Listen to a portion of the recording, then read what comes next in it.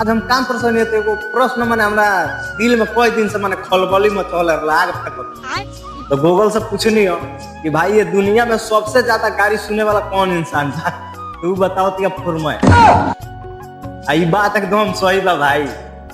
दुनिया में सबसे ज्यादा गाड़ी सुनने वाला 3 टाइम सुतत उठत माने जब तक काम ना खत्म हो जाए तब तक गाड़ी सुनने वाला बस एक गो इंसान बा फुरमय। माने बढ़िया काम रही एक अब आई रहा चाहे होई काम बता के कब चाहे सवेरे अगर आओ तो बड़ा सोना लोग भी आ गए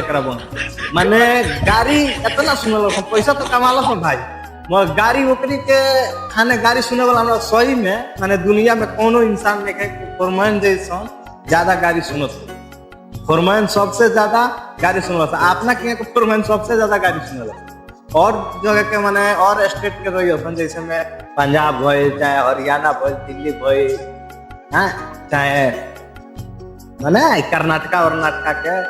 ई कुल रही सब गाड़ी ना सुनल मगर अपना की ओर बहुत गाड़ी सुनल भाई बहुत पैसा कमाल मगर गाड़ी माई बहन के माने तीनों टाइम सुनियो सो लोग गइल तबो गाड़ी माने कुछ ऊपर माने कोनो बात में गाड़ी तो भाई सब चीज बन जा मगर फॉरमैन मत बना ई बात ध्यान में रख लियो भाई। अपन वीडियो के शेयर कर दो हमको फॉलो कर लो भाई मिलत फिर अगला ब्लॉग।